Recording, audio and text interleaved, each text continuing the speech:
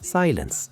That's what the DC Universe should have given us after the promise of Superman, a moment of respectful, vibrant anticipation. We were ready for the blue skies, the primary colors, the beautiful comic book light. We tasted hope, and it was sweet. Then the Supergirl trailer dropped, and it was not silence, bro. It was a flatline. It was a visual coma. It was the sound of 1,000 crayons being smashed into brown dust. We were promised Woman of Tomorrow, a cosmic, emotional, gorgeous sci-fi epic. We got the visual equivalent of old lukewarm tea, brown, sludge, everywhere. Where are we? We are standing on the brittle, broken promise of Chapter 1, Gods and Monsters. James Gunn and his squad, Craig Gillespie directing, Rob Hardy on cinematography, they know the source material. They know that Bilquis Evely's art in Woman of Tomorrow is not just good, it's a masterclass in color theory. Every panel is an explosion, searing reds, electric blues, alien planets painted in impossible neon hues. It's the visual testament to the boundless scope of Kara Zor-El's journey. The setup. They told us this Supergirl, Millie Alcock's Kara, is different. She's hardened, she's traumatized. She grew up on a Kryptonian rock, watching her people get fragged. Great, a fantastic emotional context. But when the first act of the comic takes place on a world that looks like a medieval sci-fi garbage dump, the creme of the Yellow Hill sequence, we expect the contrast to hit us like a semi-truck. We expect the visual grime to be earned. But what did we see in that teaser? A washed-out palette so aggressively desaturated, so lacking in contrast that it actively fought against the comic book soul. It's Krypton, Ruthie's world, Supergirl's own skin tone. Everything is muted, gray, and aggressively meh.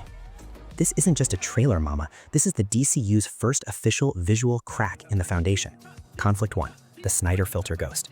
We spent a decade fighting the idea that Sirius equals brown and gray. James Gunn's entire tenure promised to move past that. Peacemaker was a hyper-saturated, bloody joyride. Creature Commandos looks like a cartoon exploded with color. Even the early word on Superman promises brightness. So why? Why does Supergirl look like they accidentally slapped on the Snyder Cut Sepia Edition filter? It's a clueless, self-inflicted wound. Conflict 2, the loss of wonder. Woman of Tomorrow is a quest for revenge, yes, but it's a journey across a universe of wonder and cosmic absurdity. The disappointment is that this visual style, this overwhelming darkness, robs the journey of its scale. When creme of the Yellow Hills world looks just as dull as a post-apocalyptic Earth, where is the magic? Where is the alienness? It doesn't look hardcore, it looks cheap. I'm not saying the movie needs to be a children's cartoon, but when the marketing posters have more color punch and saturation than the actual trailer footage, that tells me the assignment was lost in translation. The cinematic team here, Hardy, known for the beautiful sci-fi of Ex Machina and Annihilation, they have the skill. The choice to mute it this much is the obstacle, the primary antagonist of this trailer. We talk about Kara's emotional arc, zero to hero, trauma to purpose. The theory is already floating around. The world will get brighter as Kara overcomes her depression. Sarcastic truth. That's a beautiful thought, bro. But how long do we have to wait? An hour and a half of brown sludge before we get 2 minutes of Technicolor salvation in the third act? You have to make us feel her trauma, not just see the result of a bad color grade. The comic used vibrant color to emphasize her emotional need, to reclaim the beauty and purpose lost on Krypton. The loss of a beautiful, fiery world is more tragic than the loss of a dusty gray one. By washing out the visuals, you wash out the guilt, the regret, and the desperate need for belonging that drives her. It's a failure to connect the cinematography to the core emotional story. It looks emotionally guarded and cinematically lazy at the same time. I don't just feel Kara's pain, I feel the pain of a fan whose hype train just hit a beige wall. Here's the one glimmer of the unexpectedness that saves the whole damn thing from total oblivion. Lobo. Jason Momoa, the main man. Lobo, baby.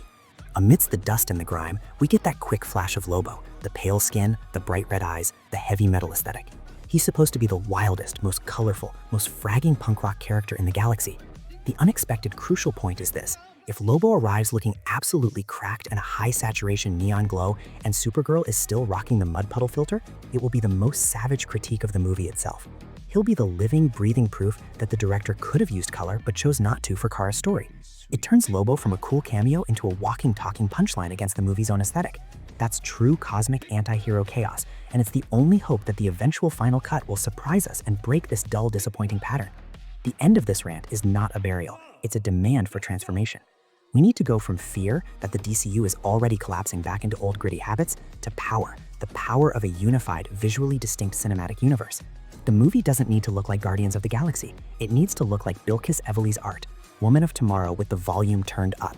If the director's intent was to make the opening visually depressing, fine. But the DCU's identity, the standard set by Gunn, demands that the trauma be framed in high-contrast, beautiful comic book visuals, not generic brown sci-fi. Fix the color, boss. Unlock the potential. Give the emotional journey the cinematic flow it deserves, because Millie Alcock is bringing the fire. But if the world around her is cold, muted garbage, she'll just look like a fiery match in a brown, empty room.